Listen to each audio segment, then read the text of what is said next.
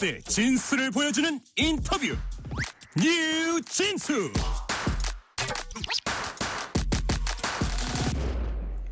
이재명 민주당 대표에 대한 1심 재판 결과가 각각 유죄와 무죄로 엇갈리게 나오면서 정치권 셈법이 복잡해지고 있습니다.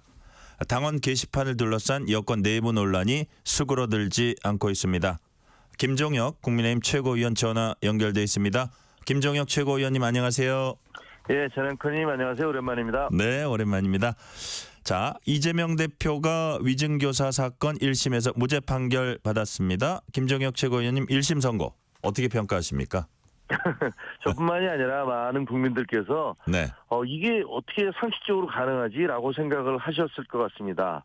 그러니까 판결에 따르면 위증 교사를 한 분, 그러니까 위증을 하도록 지시한 분은 무죄고 또 거기에 지시를 받고 위증을 한 사람은 유죄다라는 판결이잖아요. 네. 그러니까 도대체 어떻게 이게 두 개가 둘 다 무죄라든가 둘 다 유죄라면 모르지만 어떻게 한 사람은 유죄고 한 사람은 무죄일 수 있느냐 이런 얘기를 당연히 할 수밖에 없는 거고요. 네. 그리고 재판부는 뭐라고 하셨냐면 위증 교사의 혐의는 인정되나 그러나 고의성이 없었다 이렇게 말씀을 하셨어요.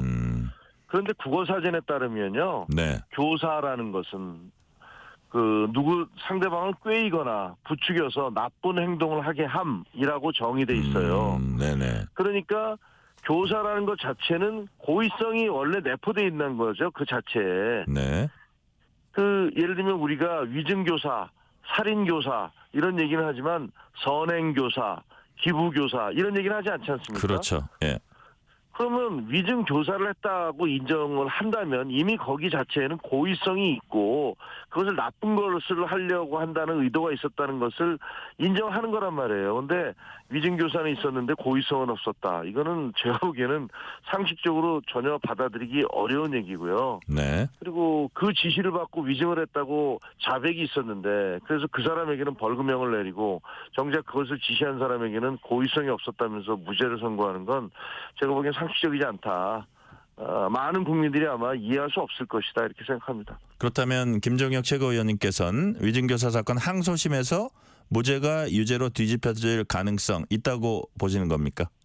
있지 않고 매우 크다고 생각합니다. 왜냐하면요. 네. 지난번에 이재명 대표가 국회에서 체포동의안이 통과됐었어요. 네. 그래서 체포동의안이 통과돼서 유창훈 판사께 갔었어요. 영장 전담 판사.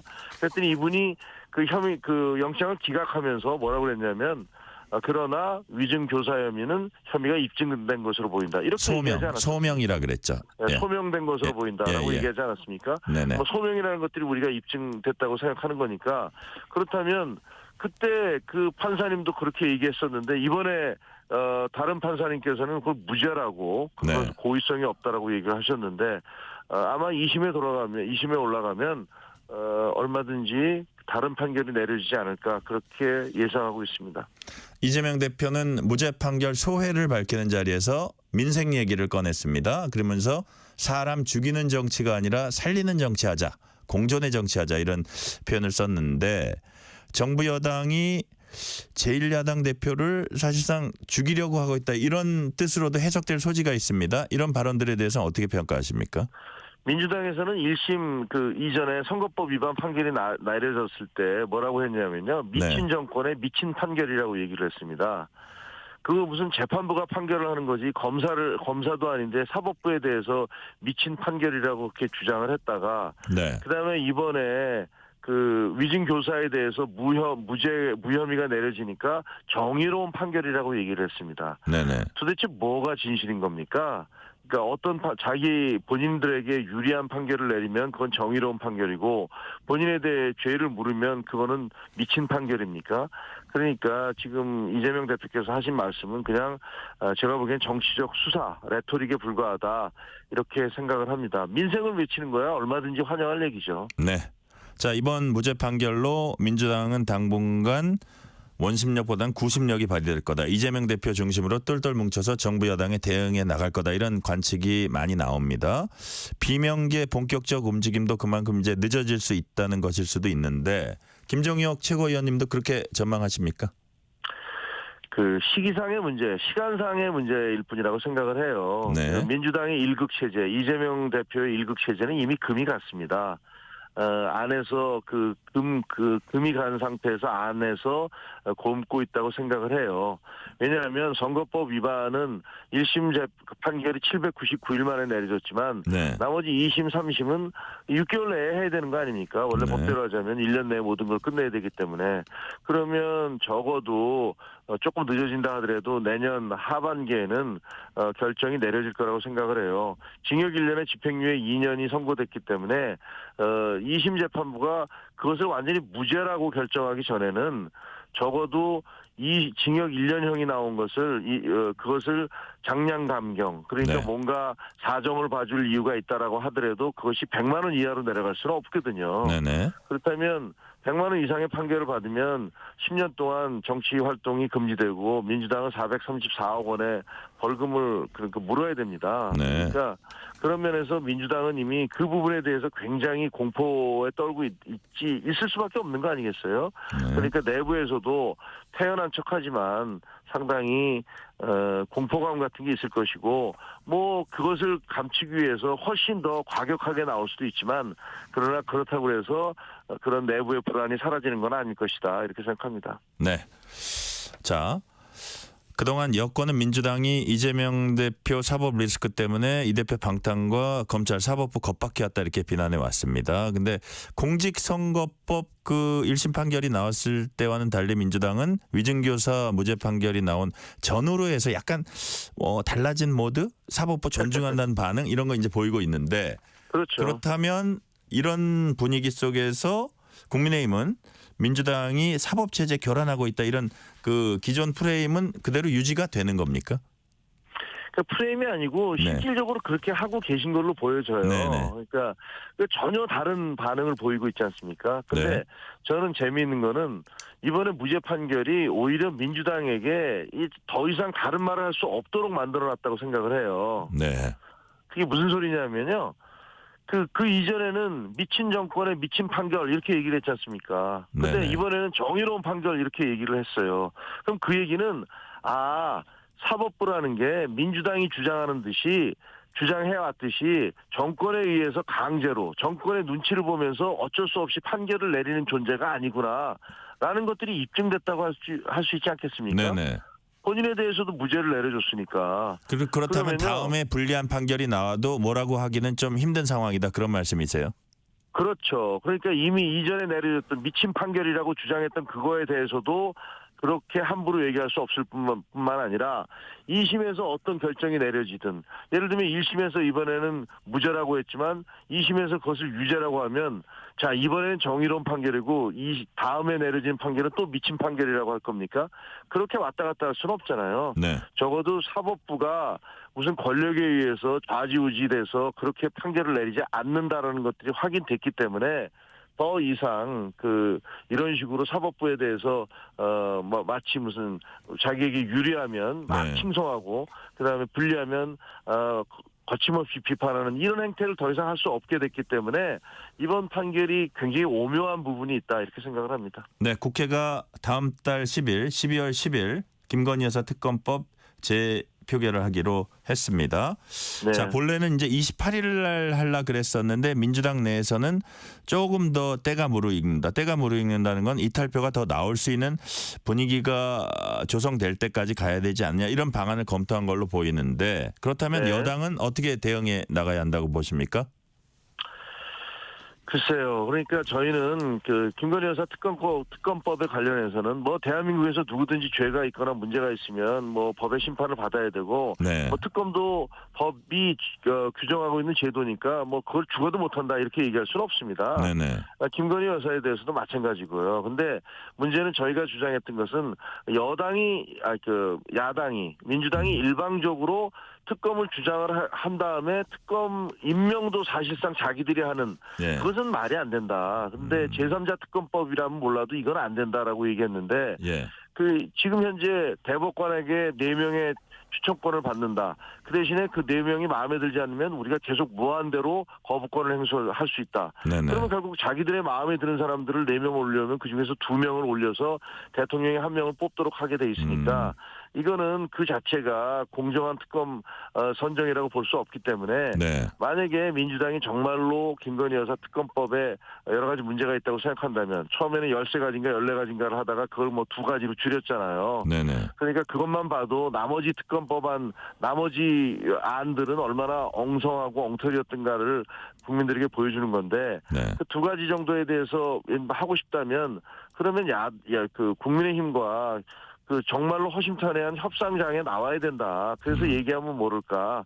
근데 사실 저희로서는 아직까지도 그게 하나는 명태균은 재판 중이고 그다음에 도이치모터스 간에 대해서는 뭐 논란이 있을 수 있습니다만 그게 과연 특검 대상이냐에 대해서도 논란이 있으니까 조금 더 지켜봐야 된다 이렇게 주장하고 있습니다. 이런 상황에서 여야 대표 민생행보 강화하고 있습니다. 이재명 대표 경우를 보면 오늘 당 민생연석회의 출범식, 내일은 미래전략 논의할 미래거버넌스위원회 출범식 개최하기로 했습니다. 위원장은 이재명 대표입니다. 그래서 이런 민생 행보가 차기 대선 주자 이미지를 강화하려는 뜻도 있습니다. 이 사법 리스크 와중에요. 이런 부분은 어떻게 파악을 하고 계십니까? 저희 당에서 네. 민생경제특별위원회라는 걸 만들겠다고 이제 공표를 하니까 뭐 그런 부분과 비슷한 따라하는 측면도 있는 것 같은데 저희는 나쁘지 않다고 생각합니다. 네네. 왜냐하면 민생을 여야가 함께 돌봐야 되는 것이지 뭐 어떤 한 당, 야당만 돌볼 수 있는 건 아니지 않습니까? 네. 그리고 우리 지금 현재 경제가 매우 어렵고 양극화도 극심하고 소상공인들의 한숨소리가 높습니다. 그렇기 때문에 뭐 저희는 이재명 대표께서 민생을 살피기 위해서 그런 위원회를 만들고 그런 노력을 해주시는 거에 대해서 박수를 보내고 싶고요. 네. 동시에 또 저희도 그 민생과 관련해서 최선을 다해서 정부 여당도 노력을 할 테니까 계속 어깃장만 놓지 마시고 그리고 예를 들면 뭐 민주노총 편만 들지 마시고 실제로 소상공인들 그리고 뭐 우리 자영업자들 투자자들 이런 분들의 고통도 헤아려 주십사 하는 말씀을 드리고 싶습니다. 금투세에 관해서 네. 민주당이 저희 당의 요구를 받아들여서 폐지하기로 한 건 굉장히 잘 됐다고 생각합니다. 빨리빨리 이 진행을 시켜주셨으면 좋겠습니다. 그리고 또 하나는 네네. 여야 의정이 있는데 지금 환자들 너무 힘들거든요. 괴롭고. 네. 그러니까 더 추운 겨울이 오기 전에 겨울이 오면 또 노인분들께서 굉장히 힘드시잖아요. 네네. 그러니까 저희가 이제 저희 당과 정부 그리고 의료계 일부가 들어와 있으니 야당에서도 적극적으로 여야 의정에 참가해서 그래서 더 많은 의료 단체들이 들어올 수 있도록 해서 이 지금 의료 대란 문제 이거 꼭 좀 해결하도록 함께 힘을 합치자 이런 제안을 드리고 싶습니다. 네. 국민의힘 온라인 당원 게시판 논란이 수그러들지 않고 있습니다. 윤 대통령과 김건희 여사 향한 비방글 1000여 건 정도 되는데 강도 높은 비방은 10여 건 정도 되는 걸로 조사가 이제 됐습니다. 자, 일반인들이 저 시각에서 보면 아주 간단하게 처리하고 넘어갈 수 있을 것 같은데 왜 이 논란이 이렇게 오래 지속되고 오히려 증폭되고 있다고 보십니까? 그것을 일부러 증폭시키려는 사람들이 있기 때문인데요. 지금 전 앵커님이 말씀해 주신 것도 사실은 사실관계가 좀 다르거든요. 네네. 그러니까 1000여 건 중에서 100여 건은 141건은 네. 이른바 한동훈과 동명이인인 사람 전혀 한동훈 대표하고 상관없는 사람이 썼는데 네. 그중에 12건 정도가 심각한 얘기다. 그러니까 예, 그중에 예. 제일 심한 게 김건희 여사 목에다 뭘 걸어라 뭐 이런 얘기고 그런 12건 정도고 네. 나머지 가족들이라고 생각되어지는 그렇게 이름이 똑같은 사람 명의로 돼 있는 것들은 900여 건인데 그거는 그냥 신문사 사설, 게시물 네. 뭐 단순한 의견 표시 이런 거지 거기에는 어떠한 비난과 비방도 없습니다. 네. 제일 심한 표현이 미래의 지도자 한동훈이라는 표현이고요. 예. 그리고 그 옆에 그 윤석열 대통령에 대해서는 고집불통 윤석열 범죄 비호군 뭐 이게 그 정도예요? 제일 심한 표현이에요. 그렇다면 한동훈 대표는 자기는 아니라 그랬으니까 가족들이 만약에 썼다고 하더라도 심한 표현은 사실상 없다? 이게 전혀 없죠, 전혀. 네. 그러니까 처음에는 한동훈 대표가 그런 표현을 했다고 막 공격을 하다가 그다음에 거기 붙여서 한동훈 대표 가족들도 수백 건의 900건의 글을 그렇게 썼다라고 주장을 해서 마치 그게 비난 글인 것처럼 주장을 하다가 그것도 아니니까 900건이나 글을 쓴 거는 여론 조작 아니냐 하는데 네. 하루에도 수천 건씩 들어오는데 그중에 하루에 평균 3건 정도씩 쓴 게 그게 어떻게 여론 조작이 되느냐 그러니까 네. 그러면 그거든 뭐든 간에 가족인지 아닌지 밝혀라 이렇게 요구하고 있지 않습니까? 네. 근데 정당법상 그리고 개인정보보호법상 익명으로 돼 있는 당원의 이름을 밝히는 것 자체가 위법이에요. 예를 들면 제 아들이 저도 이제 성인인 아들이 있는데 20살 네. 넘은 아들이 있는데 제 아들이 저희 당원 저도 정치인이니까 저희 당 게시판에 들어와 있어요. 그러면 그 누군가가 야, 네 아들 그 당 게시판에 들어와 있는지 해명해봐. 그럼 제가 그렇게 얘기할 겁니다. 아니 이걸 왜 해명해야 되는데 우리 아들이 거기다가 무슨 불법한 행위를 하거나 글을 쓰고 뭐 누구를 모욕하는 글을 쓰거나 예. 아니면 누구를 협박하는 글을 쓴 것도 아닌데 도대체 왜 내 가족인지 여부를 밝히고 당신한테 해명을 해야 돼? 그러니까 한 이렇게 대표가 이런 물어보면 요구에 응해서는 안 된다는 얘기도 그런 그 관점에서 나오는 겁니까, 얘기가? 당연하죠. 이거는 밝히면 안 되는 거를 계속 밝히라고 얘기하는 겁니다. 네. 가족은 프라이버시가 없고 가족은 글 쓸 자유가 없고 가족이든 아니든 확인을 해줄 이유도 없는데 네. 그 잘못한 게 없는데 왜 자꾸 거기다가 네 가족인지를 밝혀라 그러면 다음에 이제 다른 일들로 해서 네. 예를 들면 뭐 니네 가족 중에 한 사람이 네. 그 백화점 뭐 어디 가서 뭐 아주 최고급 명품관에가 들락날락하는 것 같은데 그거 당신 가족 맞아? 라고 이렇게 물어보면 그거 일일이 다 답변을 해줘야 되는 겁니까? 네. 그거 확인해줘야 되는 겁니까? 자, 무슨 말씀인지 제가 잘 이해가 됐고요. 네, 근데 네, 이제 네. 그 우리가 또 융통성이라는 게 있어요. 그런 원칙 이런 거는 확인해주면 안 되는데 이 논란이 계속되는 거는 사실은 지금 뭐 민생 골드타임이니 최신 골드타임이 이걸 놓쳐서는 안 된다고 누누이 한 대표도 강조하고 있잖아요. 그러면 그렇습니다. 조금의 융통성을 발휘해서 자 그러면 이거는 본래 밝히는 거 아닌데 자 이렇다. 우리 가족이 썼다 안 썼다. 그렇지만 이런 걸 밝히라는 자체는 잘못된 거다 하고 그러고 넘어가면 안 됩니까? 근데 지금 저희는요 예. 보면 이분들 공격하시는 분들은 뭐 어떤 유튜버들이나 뭐 이런 분들인데 얘기하다가 제일 마지막에 뭐라고 하냐면요. 예. 그러니까 한동훈은 사퇴하고 정계 은퇴하라 이렇게 요구를 합니다. 아니 이게 대표가 사퇴할 일이고 정계 은퇴할 일입니까? 그러니까 목적이 뚜렷한 거예요. 그러니까 대표를 몰아내기 위해서 한동훈 죽이기 그것이 목표이기 때문에 그분들은 저희가 보기에는 어떠한 해명을 하든 네. 그 해명에 대해서 또다시 문제를 삼고 생트집을 잡으면서 공격을 해올 겁니다. 어차피 그런 프레임을 짜고 공격을 하는데 거기에 질질 끌려다니는 그 위법한 해줘야 될 아무 이유도 없는 그런 가족들의 인지의 여부를 밝히고 네. 그다음에 개인정보법이라든가 정당법을 어겨가면서까지 그거를 공개하면 그 사람들 또 공격할 겁니다. 뭐라고 얘기하든 간에 거기에 왜 끌려다녀야 되는지 그건 저희는 그건 아닌 것 같아요. 네네 끌려다녀선 안 된다. 이것은 아무리 우리가 민생 골드타임 하지만 이 문제에 있어서 만약에 뭐라고 하면 그 추가적인 게 또 나올 수도 있다고 그렇게 또 보시는 것 같아요. 그 민생은요 당연히 저희가 그 원칙대로 가야 됩니다. 네. 민생경제특별위원회를 만들었고 계속 얘기하고 있잖아요. 그건 그거대로 가는 거지만 저분들이 주장하는 것들이 원래 사리에 맞지 않고 논리적으로도 가능한 옳은 얘기가 아니기 때문에 저는 그렇게 오래 지속될 수가 없다고 생각을 합니다. 네. 여하튼 이쪽 양쪽이 부딪히고 있는데 이제 이것을 저쪽 요구에 끌려다녀야 될 사안은 아니다 이런 말씀해 주셨고요. 네. 자, 순방 이후 윤 대통령의 인적 쇄신 결과에 관심이 쏠리고 있습니다. 자, 시기와 방향, 폭 이런 게 각각 어떤 형태로 나타나야 된다고 보십니까?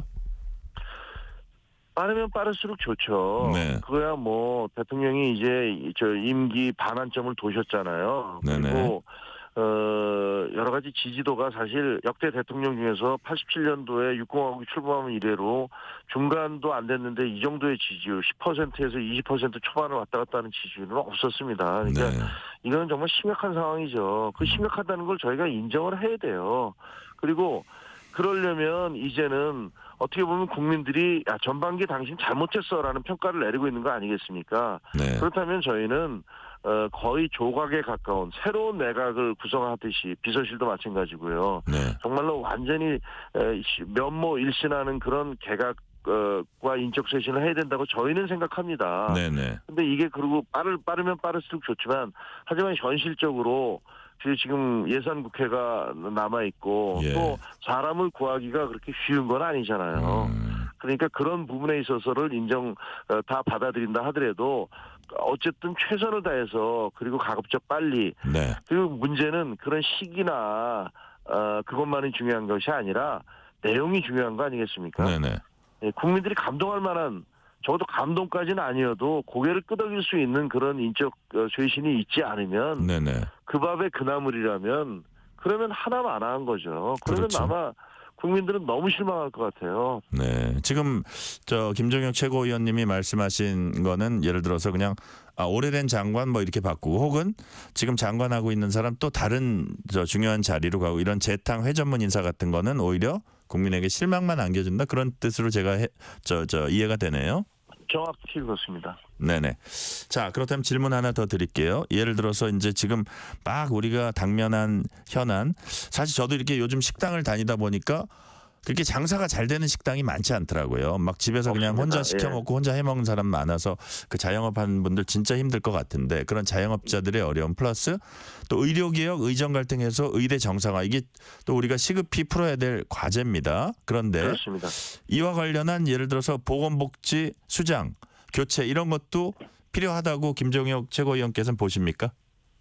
저는 보건복지부 교육부 장관은 애초에 물러났어야 된다고 최고위원회에서도 공개적으로 주장을 했었습니다. 네네. 그분들이 그 개인적인 잘못보다도 어쨌든 의료 사태를 이렇게까지 엉망진창으로 만들어놔서 대란을 불러일으킨 그 책임 그거는 져야 되는 거 아니겠습니까?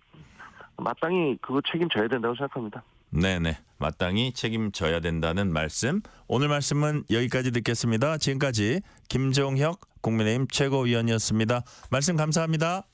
감사합니다.